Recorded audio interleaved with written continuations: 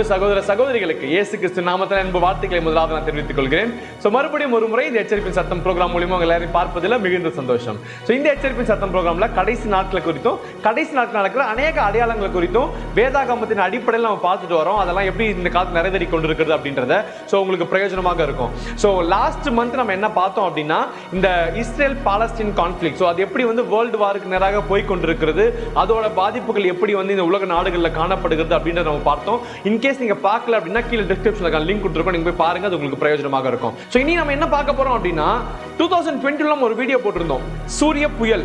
சன்ல நடக்கிற நிறைய சில ஆக்டிவிட்டிஸ் இருக்கு. இந்த சன் ஸ்பாட்னு ஒன்று இருக்கும். அந்த சன் ஸ்பாட்ல இருந்து ஒரு சோலார் ஃபிளேர் உருவாகும். அந்த சோலார் ஃபிளேர் சூரிய புயலாக ஒரு சுனாமியாக உருவெடுத்து மற்ற கோள்கள் அஃபெக்ட் பண்ணுது.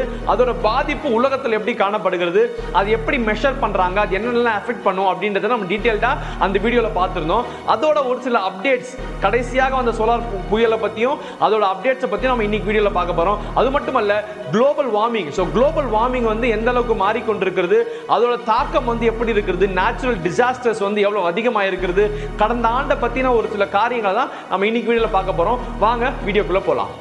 இந்த சோலார் ஃபிளார்ஸ், இந்த சூரிய புயல் அப்படின்னு சொல்லக்கூடிய சோலார் ஃபிளார்ஸ் கடந்த நாட்களில் அதிகரித்து கொண்டே வந்திருக்கிறது. நம்ம பார்த்தோம் லாஸ்ட் வீடியோல அதோட மெஷர்மெண்ட் எப்படி இருக்கும். CMX அப்படின்னு 3 வேரியன்ட் அதை பிரிப்பாங்க. Cனா ஒரு லோ பாதிப்பு, கம்மியான பாதிப்பு இருக்கும். Mனா ஒரு மீடியமான பாதிப்பு, Xனா ஒரு எக்ஸ்ட்ரீமான பாதிப்பு ஏற்படுத்தக்கூடிய சோலார் சுனாமியாக இருக்கும் அப்படின்ட்டு. இதோட நம்பர்ஸ் கடந்த நாட்கள் அதிகரித்து கொண்டே வருகிறது. கடைசியா பாத்தீங்கன்னா டிசம்பர் 14, 2023 ஒரு 7 ஆண்டுகள்ல இல்லாத அளவுக்கு ஒரு மிகப்பெரிய பாதிப்பை ஏற்படுத்தி இருக்கிறது. அதோட லெவல் பாத்தீங்கன்னா எக்ஸ் லெவல், அதாவது எக்ஸ்ட்ரீம் கண்டிஷன், எக்ஸ்ட்ரீம் பாதிப்பை அது ஏற்படுத்தி இருக்கிறது. பாத்தீங்கன்னா நிறைய சேட்டலைட்ஸோட சிக்னல்ஸ் கனெக்டிவிட்டி லூஸ் பண்ணிருக்காங்க. ஏரோப்ளேன்ஸ் சிக்னல்ஸ் இல்லாம இருக்கு. நிறைய சேட்டலைட்ஸ் கொலாப்ஸ் ஆயிருக்கிறது. இந்த சோலார் சுனாமி நிமித்தமாக சோலார் சுனாமி இது ஒரு பெரிய பாதிப்பை ஏற்படுத்தியது லாஸ்ட் இயர்ல. அது மட்டுமல்ல, சயின்டிஸ்ட் என்ன சொல்றாங்கன்னா சோலார் சைக்கிள் அப்படின்னு சொல்லுவாங்க. 25 சோலார் சைக்கிள் 25னா அடுத்த வருஷம் 2025ல ஜூலை மாசம் தான் அதோட பாதிப்புகள் அதிகமாக இருக்கும். நிறைய சோலார் சுனாமி உருவாகும் அப்படின்றத அவங்க ப்ரெடிக்ட் பண்ணிருந்தாங்க. ஆனா இப்பொழுது அந்த ப்ரெடிக்ஷனை மாத்தி இருக்கிறார்கள். என்னன்னு கேட்டீங்கன்னா இந்த வருஷம் 2024 ஜான்ல இருந்து நவம்பருக்குள்ளாக நிறைய சோலார் ஸ்பாட்ஸ் உருவாகி கொண்டிருக்கிறது. சோலார் ஃபிளார்ஸ் வரப்போகுது, ஒரு புயலாக பூமிக்கு நிறைய பாதிப்பை ஏற்படுத்த போகிறது அப்படின்றத அவங்க ப்ரெடிக்ட் பண்ணிருக்காங்க. இந்த வருஷம் ஒரு குரூஷியலான ஒரு வருஷம். இந்த சோலார் ஸ்பாட்ஸும் சோலார் ஃபிளார்ஸும் அதிகமாக இந்த ஆண்டு காணப்பட போகிறது. அது வந்துச்சுன்னா அதோட பாதிப்புகள் பயங்கரமாக இருக்கும் அப்படின்றத அவங்க ப்ரெடிக்ட் பண்ணிருக்காங்க. ஏன்னா இது வரைக்கும் இந்த பாதிப்பை அவங்க சமாளிச்சுட்டு வந்தாங்க. ஆனா இனி வரப்போற நாட்கள்ல வரப்போற சோலார் புயல்னால அதோட பாதிப்புகள் பயங்கரமாக இருக்கும். நமக்கு தெரியும், அது எலக்ட்ரோ மேக்னெட்டிக் வேவ்ஸ் எமிட் பண்றதால எல்லா கம்யூனிகேஷன் சிஸ்டமும் அது பாதிக்கப்படும். சேட்டலைட்ல இருந்து வர கம்யூனிகேஷன், தொலைத்தொடர்பு, நிறைய காரியங்களை அது பாதிக்கும். நம்மளுடைய இயல்பு வாழ்க்கை அதிகமாக பாதிக்கப்படும். இந்த கப்பல்லையும் சரி, இந்த ஏரோப்ளேன்லயும் சரி வர சிக்னல்ஸ் எல்லாம் கட் ஆகும். இது நிமித்தமாக ஒரு பெரிய பாதிப்பை இந்த உலகம் பார்க்க போகிறது இந்த ஆண்டுக்குள்ளாக. இதுதான் அந்த சோலார் புயலை குறித்தான ஒரு அப்டேட்டடான ஒரு விஷயம். கடந்த ஆண்டு ஒரு எக்ஸ்ட்ரீம் லெவல்ல பார்த்தோம். இந்த ஆண்டு அதோட தாக்கம் இன்னும் அதிகமாக காணப்பட போகிறது. நவம்பருக்குள்ளாக நிறைய பாதிப்பை அதை ஏற்படுத்தும் அப்படின்னு ப்ரெடிக்ட் பண்ணிருக்காங்க. அது மட்டுமல்ல, இதை காட்டிலும் இதுக்கு பேரலா இன்னொரு விஷயம் நடந்துட்டு இருக்கு, குளோபல் வார்மிங். குளோபல் வார்மிங் நிமித்தமாக இந்த உலகத்தில் நிறைய மாற்றங்கள் ஏற்பட்டு கொண்டிருக்கிறது. நீங்க கடந்த நாட்கள்ல பாத்தீங்கன்னா நிறைய நேச்சுரல் டிசாஸ்டர்ஸ் வருது. அதுவும் எக்ஸ்ட்ரீம் லெவலில் டிசாஸ்டர்ஸ் காணப்படுகிறது. ஒரு புயல் ஆகட்டும், ஒரு வெள்ளம் ஆகட்டும், எல்லாமே எக்ஸ்ட்ரீம் லெவலில் இது வரைக்கும் பார்க்காத அளவில், ஹிஸ்டாரிக்கலா நம்ம இல்லாத அளவில் ஒரு பாதிப்பை அந்த காரியங்கள் நேச்சுரல் டிசாஸ்டர்ஸ் ஏற்படுத்துது. இது எல்லாவற்றுக்கும் என்ன காரணம் அப்படின்னு கேட்டீங்கன்னா குளோபல் வார்மிங். இந்த உலகம் வெப்பமயமாகிறது தான் இதுக்கான முக்கிய காரணமாக காணப்படுகிறது. இந்த குளோபல் வார்மிங் நிமித்தமாக அவங்க ப்ரெடிக்ட் பண்ணது என்ன அப்படின்னு கேட்டீங்கன்னா இந்த உலகத்தோட டெம்பரேச்சர் இன்க்ரீஸ் ஆக போகிறது. டெம்பரேச்சர் 2.5 டிகிரி செல்சியஸ் வரைக்கும் அது இன்க்ரீஸ் ஆகும் அப்படின்னு அவங்க ப்ரெடிக்ட் பண்ணாங்க. அது இன்க்ரீஸ் ஆகி கொண்டே இருக்கிறது. அதுக்கான மிக முக்கியமான ஆதாரம் என்னன்னு கேட்டீங்கன்னா கடந்த ஆண்டு லாஸ்ட் இயர் 2023 தான் ஹிஸ்டாரிக்கலி இல்லாத அளவுக்கு ஒரு வார்மஸ்டான இயர், ஒரு சூடான ஒரு வருஷம். அது என்ன வருஷம் கேட்டீங்கன்னா கடந்த ஆண்டு தான். லாஸ்ட் இயர் தான் ஹிஸ்டாரிக்கலி இது வரைக்கும் பார்த்திராத அளவுக்கு இந்த உலகம் வெப்பம் அதிகமாக காணப்பட்ட ஆண்டுனா அது லாஸ்ட் இயர் தான். இன்னும் அது மாறிக்கொண்டே வருகிறது. இன்னும் உலகம் சூடாய் கொண்டே வருகிறது. அது நிமித்தமான பாதிப்புகள் இன்னும் அதிகமாகிக் கொண்டே இருக்கிறது. நம்ம எல்லாருக்குமே தெரியும், இந்த உலகம் ஒரு கட்டமைப்புக்குள்ள ஆண்டவர் உருவாக்கி வச்சிருக்காரு. அதுல எந்த ஒரு சின்ன சின்ன மாற்றங்கள் ஏற்பட்டாலுமே அதோட பாதிப்புகள் பயங்கரமாக இருக்கும். இதோட பெரிய பாதிப்பு என்னன்னு கேட்டீங்கன்னா இந்த கிளேசியர்ஸ், இந்த பனிப்பாறைகள் உருகுவது நிமித்தமாக ஒரு பெரிய பாதிப்புகளுக்குள்ளாக இந்த உலகம் கடந்து போகும், இந்த சீ லெவல்லாம் இன்க்ரீஸ் ஆகும் அப்படின்றத நம்ம பார்த்திருக்கோம். அதோட மிக முக்கியமான ஆதாரம் என்னன்னா, கடந்த வருஷம் பாத்தீங்கன்னா நவம்பர் மாசத்துல ஒரு மிகப்பெரிய பனிப்பாறை, அதோட அளவு பாத்தீங்கன்னா ஒரு 3900 ஸ்கொயர் கிலோமீட்டர், அந்த அளவுக்கான ஒரு மிகப்பெரிய பனிப்பாறை வந்து அண்டார்டிக் கண்டத்திலிருந்து பிரிஞ்சு வந்து அது வந்து கடலை சேர்ந்திருக்கிறது. சோ இவ்வளவு பெரிய ஒரு கிளேசியர் வந்து பிரிஞ்சதா சரித்திரமே கிடையாது. இது கடந்த வருஷம் இது நடந்திருக்கிறது. இந்த மாதிரி நிறைய காரியங்கள் இன்னும் நடக்க போகிறது அப்படின்னு அவங்க ப்ரெடிக்ட் பண்ணிருக்காங்க. சோ அண்டார்டிக் கண்டமே இல்லாம போயிருச்சுன்னா அந்த பனிப்பாறைகள் எல்லாமே உருகி வந்து கடல்ல தேர்ந்துருச்சு அப்படின்னா நம்ம நிறைய சிட்டிஸ் வந்து முழுகிறதுக்கான, கடலுக்குள்ள முழுகிறதுக்கான வாய்ப்புகளும் இது நிமித்தமாக காணப்படும். சோ அது மட்டுமல்ல, இந்த குளோபல் வார்மிங்கோட ஒரு போர்ஷன் தான் இது. நம்ம கடந்த வருஷம் பாத்தீங்கன்னா நிறைய விஷயங்கள், நிறைய நேச்சுரல் டிசாஸ்டர்ஸ் நடந்தது. நம்ம சென்னையில கூட பாத்தீங்கன்னா ஒரு மிகப்பெரிய ஃப்ளட் வந்தது, ஒரு மேக வெடிப்பு, இதெல்லாம் நம்ம வந்து கேள்விப்படாத புதிய டேர்மா இருக்கு. ஒரு கிளவுட் பர்ஸ்ட்லாம் காணப்பட்டது. இந்த கிளவுட் பர்ஸ்ட் நம்ம எதிர்பார்க்காத ஒரு டிசாஸ்டர், இது எல்லாமே வந்து எக்ஸ்ட்ரீமா பார்க்கிறோம். அதுக்கான காரணம் என்ன அப்படின்னா இந்த குளோபல் வார்மிங் தான்.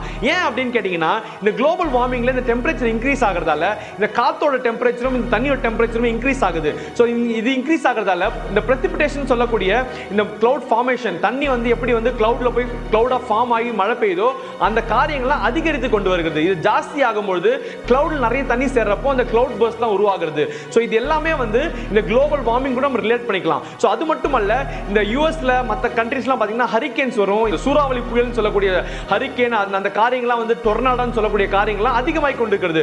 ஸோ கடந்த வருஷம் வந்து ஒரு பயங்கரமான ஒரு நேச்சுரல் டிசாஸ்டர் வந்து நிறைய கண்ட்ரீஸும் நிறைய இடத்துல நம்ம பார்த்துருக்கிறோம். அது எல்லாமே வந்து ஒரு எக்ஸ்ட்ரீம் கண்டிஷனாக இருந்தது இந்த குளோபல் வார்மிங் நிமித்தமாக தான். ஸோ அது எங்கெங்கெல்லாம் என்ன நடந்திருக்கு அப்படின்றத நம்ம ஒரு லிஸ்ட் மாதிரி பார்ப்போம் இப்போ. ஸோ நம்ம எல்லாருக்குமே தெரிஞ்ச விஷயம் என்ன அப்படின்னா சென்னையில் ஃப்ளட்.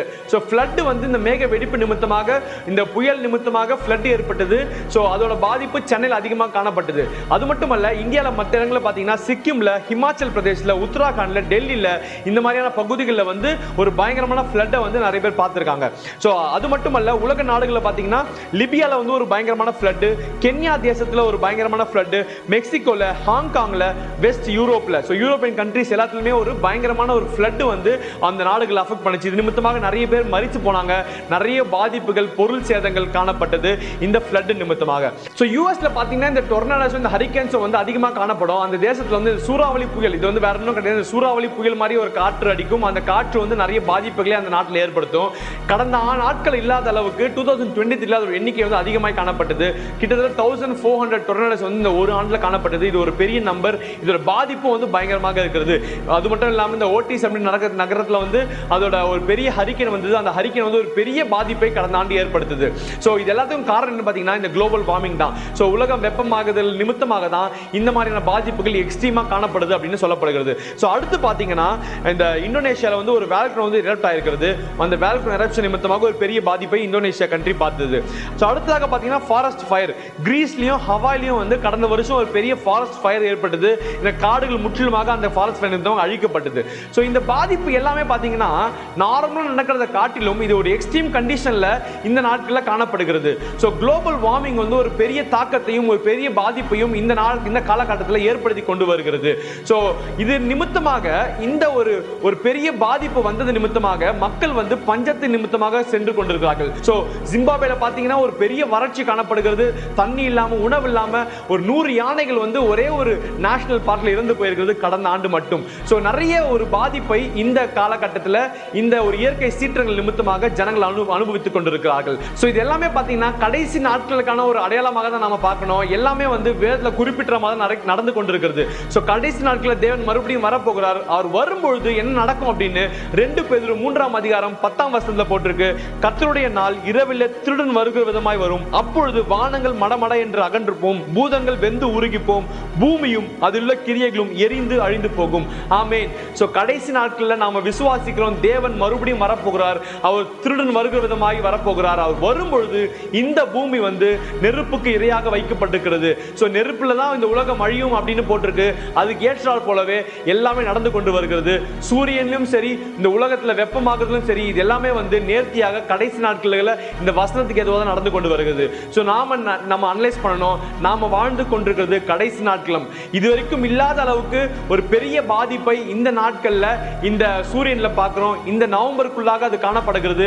ஸோ நாம எச்சரிக்கையாக இருக்கணும். எதையுமே நம்மளால தடுத்து நிறுத்த முடியாது, ஆனா நாம ஆயத்தமாக இருக்க முடியும். ஸோ தேவன் வரப்போகிறார். அவர் வருகையில் நம்ம பங்கெடுக்கணும், அதுக்கு நம்ம ஆயத்தமாக இருக்கணும். நாம் மட்டும் இல்ல, நான் ஒரு கூட்ட ஜனத்தை ஆயத்தப்படுத்தணும், எல்லாருக்கும் தெரியப்படுத்தணும் தேவன் வரப்போகிறார், அவருக்காக நாம காத்திருப்போம். ஸோ இன்னொரு எச்சரிப்பின் சத்தம் ப்ரோக்ராம் நம்ம பார்க்கலாம். Thank you and God bless you.